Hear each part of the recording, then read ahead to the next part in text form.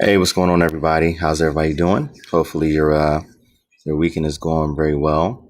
I just had a nice weekend with my family. Did a little staycation. Stayed kind of local, but still was able to get out of the house at least to just kind of relax a little bit, detox, all that kind of good stuff. Hey, so I just want to come on and make a quick video, quick stream. Hopefully, some of you guys will meet me in the chat. Um, I'm going to talk today mostly about, for those of you who may be looking at joining the military, no matter what branch, you have to go through a recruiter. So I just want to talk to you guys about interacting with the recruiter, what you need to know, really, what you really need to know before you meet that recruiter, um, and understanding the leverage that you have in the beginning. So, for those that don't know, again, I entered the military through the Army National Guard back in 2016. So, I was a late bloomer. Essentially, I joined the Army at 34. So, it's been year 5 for me so far. And when I joined and currently, I'm in the Army Reserves. So when I decided that I was going to, when I was thinking about joining, I looked up pretty much, the recruiting stations to find a recruiter, so that way I could get some answers. I went to the National Guard website to kind of find what MOSs were available at the time. But and early on, I didn't do too much like in-depth research because I really didn't know where to look. So when I got in touch with my recruiter, essentially my recruiter, he really kind of steered me because I went to him looking for one particular MOS or one job. I was hoping to find something that was closer to architecture. I thought that the Army may have a job that was related to architecture. Because I figured, the buildings that they were building on bases or on posts, that they were done by Army architects. I didn't know at the time that it was all done by private companies. He kind of steered me towards the MOS that I ended up choosing. However, one of the things that you have to remember is that when you are meeting your recruiter's number one job is to get you into that branch, whatever the branch is, whether it be Army, Marines, Air Force, Navy, Coast Guard, and now Space Force. The number one job of the recruiter is to get you in the branch. The number two job will be to get you into specific MOSs, particularly if the branch that you're joining is in need of particular MOSs. And so you got to remember that when you're talking to a recruiter, you're not talking to someone who has your career in mind. They're not really thinking about what's best for your career. They're not really thinking too much about your life goals and where you want to end up. They're more so concentrated on getting you in the branch, and then getting you in the MOS that's needed, or at least that you qualify for. And so, being with that being said, you want to make sure that before you get to that recruiter, that you're doing your due diligence, that you're doing your own personal research, finding out one what MOS is available for you in that particular branch. So, with the Army National Guard, the Army Guard had pretty much almost every MOS that the active Army has. But with the Guard, it all depends on your state. So there are certain states that have certain MOSs, and then there are other states that may not. Right. So if you're looking to be, if you're trying to go in like a tech, if you're trying to go in IT, you want to check to see if your state actually has a unit or any slots that are looking for, let's say a 25 Bravo, someone who works on IT. And if they do, where that unit is, right? So again, with the Guard, everything's based on your state. So you may have a unit that could be, right around the corner from you that has an open slot for someone in an MOS. So someone that's a 25 Bravo, or you might have to travel, 2, 3, 4, 5 hours, depending on how small or how large your state is, to get to a unit that does have that slot. So you want to know what you're going there for. What what MOSs are interesting to you. The Army website has a list of all the MOSs that are available in the Army.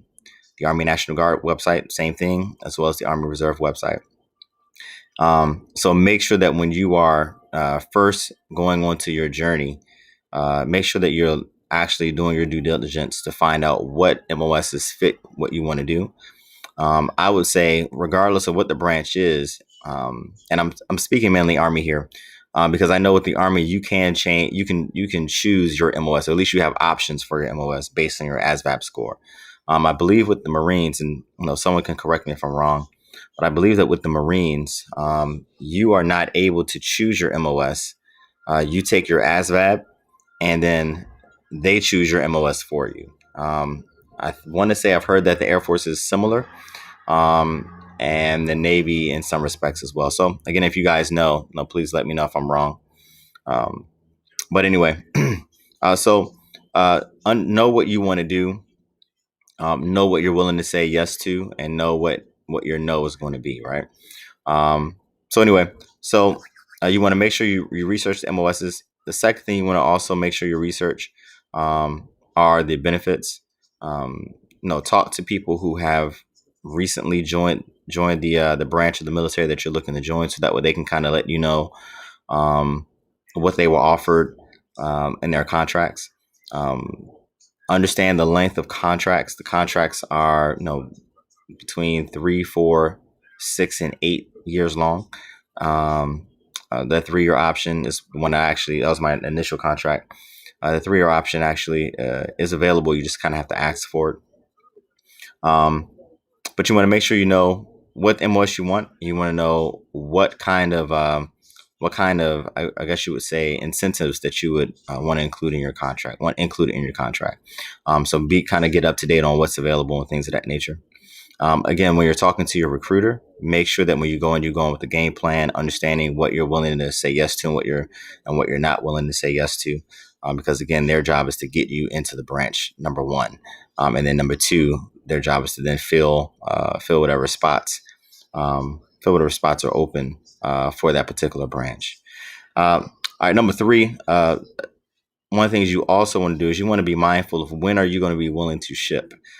So usually a recruiter wants to ship you out as soon as possible. They want to get you signing papers. They want to get you up to MEPS. They want to get you taking the ASVAB. They want to get you sworn in, and then they want to get you shipped out as soon as possible. But remember, at this point, this is where you really have the leverage in the discussion. You get to kind of decide, when you want to be shipped out. Now, there are benefits for people who decide they want to, ship immediately. There's monetary benefits. But you want to make sure you're doing what you're comfortable with, what works for your lifestyle at that moment. Because otherwise, once you sign that line and once you allow the military to dictate to you what moves you're going to make, the military is going to continue to dictate to you the moves that you're going to make. And those moves are going to be what's most beneficial for that military branch that you've chosen to join over your own benefits. So make sure that, again, as you're talking to these recruiters, that you know what you want, you know where you want to go. So those things are important. So 3 things. Number 1, do your research. Know what MOS you want to pursue. Number 2, know what kind of incentives that you're looking for. So is it VA loan? Is it OCS, right? Is it a particular bonus, signing bonus amount? Are there certain schools like Airborne that you want in your contract before you decide to sign? All those kinds of things. Make sure you know what it is that you're looking for, because no matter what you want and no matter what the recruiter tells you, if it's not in your contract, then it never happened. If it's not in your contract, that conversation never happened. And that's just, I've seen that happen to a few soldiers. I've actually seen a soldier, the weirdest thing, I've seen a soldier who was, he was enlisted and everything, went through basic training and everything. And then sometime down the line, they found out that he never graduated high school. He didn't have a GED, and that essentially his recruiter kind of fluffed the paperwork to get him in. And unfortunately for him, he was discharged from the Army. Now I'm not sure what happened to that recruiter, but in the short term, that recruiter got the number that he needed. That he got that billet that he needed to say that he got somebody into the Army. So again, make sure that you're not allowing any recruiters to kind of tell you to do anything illegal. Make sure you're not allowing recruiters to kind of cut corners to get you in, because again, those cut corners might come back to bite you more than they come back to bite them. Remember, most times, you're at a duty station for 3 years. So if you're a recruiter, same thing. You're at a recruiting station for maybe 3 years, and then you're gone.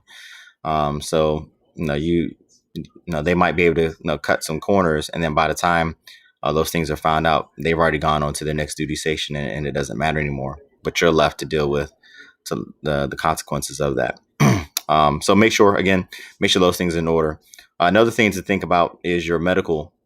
So before you get to MEPS, obviously MEPS is Army Medical. They're going to take you through their screenings. They're going to take you through blood tests. They're going to take you through all different types of things. What you want to do is do the best that you can to make sure that before you get to MEPS and before you get to the recruiter, that you kind of have your physical stuff in order. So try to have your eye exams up to date, blood work if you can, physicals, all that kind of good stuff, because everything that you're going to give to the recruiter is going to go into your package, and that's going to follow you up to MEPS. And if you don't have anything, or if none of that stuff is up to date, then it kind of makes your time at MEPS a little bit longer and a little more annoying. So those are the things that you guys need to think about for those who are joining or thinking about joining the military. Research your MOS. Research what type of incentives you want to be placed into your contract. Understand that what does not go into your contract does not exist. It just disappears in the ether of human memory that no one will recollect. Make sure that your health stuff is in order before you get to MEPS. And remember, above anything else, the recruiter's number one job is to get you into the military. And then secondly, to get you into the MOS that the military branch needs the most. Oh, I almost forgot. This is obvious. Study for the ASVAB. Like study. I don't care how young you are, how old you are. Study for the ASVAB, because that's going to dictate what MOSs are available to you. And of course, when you take your ASVAB, your recruiter is going to tell you, all right, this, and that are available to you. If you get low scores on the ASVAB, those options become very small, and a lot of times they're not the most desirable MOSs. And again, the recruiter does not care.